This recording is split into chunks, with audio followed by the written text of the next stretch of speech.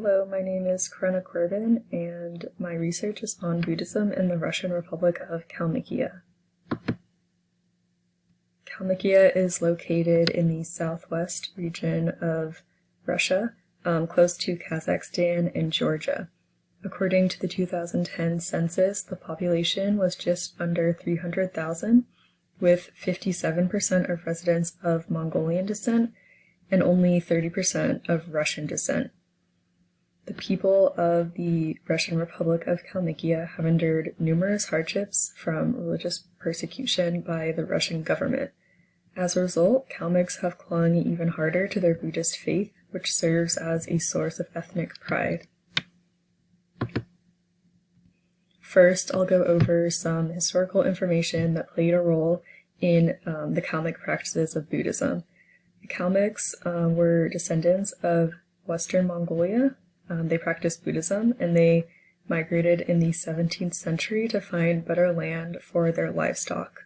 This land was along the Volga River, and it was home to nomadic Turks at the time, who were then driven out by the Mongols in 1630.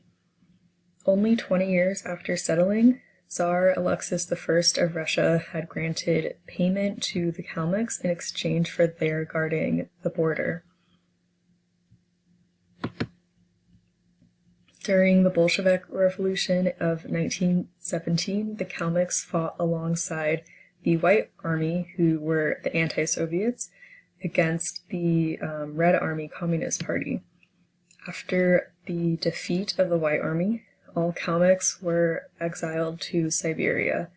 But in 1920, Lenin allowed the Kalmyks to return and build their Buddhist centers on the condition that they join the Red Army and had to pay heavy taxes on their monasteries and temples. Then during the Great Famine of 1921, over 70,000 Kalmyks died, and then they revolted after the government didn't really take any measures to help the people.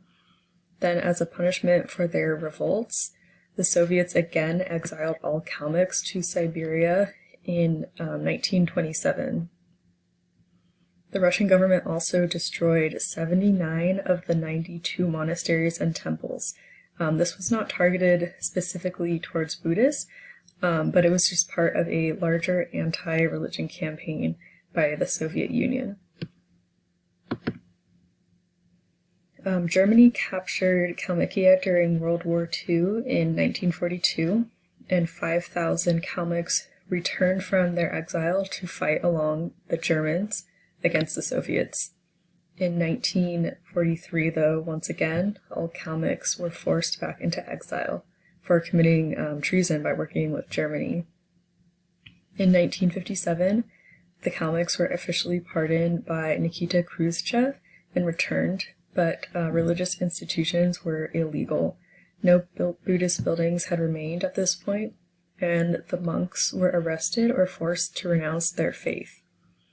Buddhism still survived, though, through secret congregations, which were led by a smaller number of the older monks who had received their training before it was outlawed in the 1920s.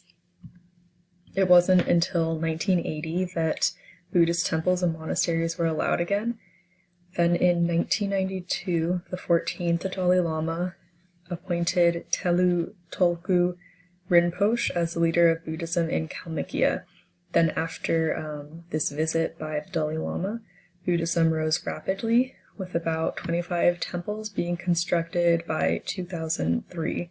And today, Telu Tolku Rinpoche is still the Buddhist leader of Kalmykia. He spends 6 months of the year in Kalmykia and the other 6 months in the United States. During this constant cycle of exile and political scapegoating, Buddhism began to take on a unique form that differs greatly from traditional Buddhism. Buddhism in Kalmykia was a social response to racial persecution as seen by its adaptation of the religion specific to the Kalmyk people, deviation from traditional Buddhism, and strict Russian laws. I'll just be referring to the country as Russia because the Kalmyk conflict has spanned through the Tsardom of Russia, the Russian Empire, the Russian Republic, the Soviet Union, and into today. So I'll just be referring to that as Russia. So first, Buddhism in Kalmykia differs dramatically from traditional Buddhism. This is really no surprise, though, considering that their ancestors settled in an area where Russian Orthodoxy was at one time the official religion before all religion was outlawed. Even though the Kalmyks have held on to their Mongolian culture, over thousands of years, it's natural that some Orthodox elements were adopted. And I think it's also important to consider that this region was pretty isolated, and they didn't participate in trade in Kalmykia, so they were just kind of isolated from reconnecting again with other Mongols and reviving traditional Buddhism. Today, Buddhists in Kalmykia practice baptisms, they have services in Russian, and still celebrate Christian holidays like Easter and Christmas. And none of these are practices in Buddhism. Baptisms are not an element of conversion, and prayer services are meant to be said in the Pali or Tibetan language. The Kalmyks also have icons of Orthodox saints in their home who are not saints recognized in Buddhism. Also, an interview with a Buddhist monk explained that meditation, which is a very crucial element in Buddhism, is just completely absent from Buddhism in Kalmykia. Kalmyks also have a unique understanding of Buddhism that seems more similar to Russian Orthodoxy. Edward Holland conducted interviews with Buddhist monks who live in Kalmykia, and one monk said, "The actual practice of Buddhism is de-emphasized, and in turn, many Kalmyks have forgotten how to be Buddhists. People are more interested in rituals as a way to secure good luck or avoid danger than in Buddhist teachings." This monk also explained that Kalmyks position Buddha as a monotheistic god to be prayed for success, health, good luck, but most Buddhists see him as a man who has reached enlightenment, not as their one god. Even though the 14th Dalai Lama had appointed 20 Tibetan monks to serve in Kalmykia, this monk who was interviewed said, "A number of local Buddhist communities oppose close affiliation to Tibetan monasteries and consider it important to maintain aspects they perceive as characteristic elements of the local Buddhist tradition." There's also a pretty significant language barrier because these Tibetan monks, they do not speak Kalmykian or Russian, they only speak Tibetan, while the locals of Kalmykia either speak Russian or Kalmykia, and they do not speak Tibetan. To further the difference of traditional Buddhism and Kalmyk Buddhism, many Buddhist officials do not even recognize this as an official form of Buddhism. Of the 34 Buddhist organizations registered in Kalmykia, only 3 have the official status of a monastery. This is primarily because the vast majority of monks have rejected their vows of celibacy and have started families. Also, many monasteries, like the ones listed here, are run by women, which is specifically not allowed in the Tibetan monasteries, which is the form of Buddhism that the Dalai Lama established here. Also, the people have not received any official Buddhist training. A significant number of the Kalmyk Buddhist leaders have also been religious extremists who have been arrested for their disseminated political literature.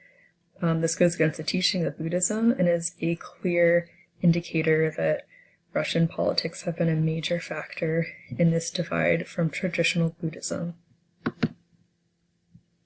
Despite these major differences, Buddhism is still a very central element of the Kalmyk national identity.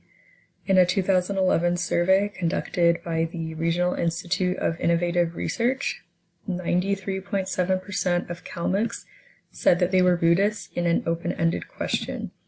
32% said they described themselves as very religious, and 9% described themselves as somewhat religious. Perhaps the primary reason Buddhism in Kalmykia is so unique is because of a long history of conflict with Russia. Russian laws on religion made it difficult, or impossible really, for the Kalmyks to form a religion unique to their own situation and needs. The 1990 law on freedom of conscience and religious organizations prohibited the establishment of a state religion and denied to the state any right of intervention in religious affairs. Then in 1997, the law on freedom of conscience and religious association distinguished between religious groups and religious organizations. So religious groups are small-scale communities. They are only accorded a few rights under this law. The only right they have is to hold religious services in small private apartments. So they can't have official temples or monasteries or churches. Religious organizations, on the other hand, are categorized into whether they have been present in Russia for over 15 years. Religious organizations younger than 15 years were disallowed from holding religious services, publishing religious tracts, or opening bank accounts. And another part of this law stated that Russian Orthodoxy, Islam, Judaism, and Buddhism were privileged faiths that were, quote, integral part of the historical heritage of the Russian people. So even though the people of Kalmykia had long valued their unique cultural and ethnic identity, it was now impossible for them to be able to have their newer religion of their own and be given the same equal rights as other religions. So this could be why they decided to have their revival of Buddhism instead of creating a new religion of their own.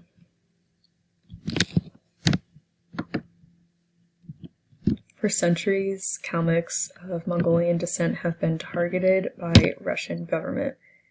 Countless drastic political changes are reflected by the adaptation of Buddhism to better fit unique circumstances of the Kalmyks, and while it may be disheartening to many that Buddhism has been dramatically altered in Kalmykia, to the point where it's debatable whether it's even valid, there's no doubt that the basic elements of the religion have been crucial to the identity of the Kalmyks. Buddhism has been the primary unifying source of ethnic pride when facing extreme persecution. Thank you.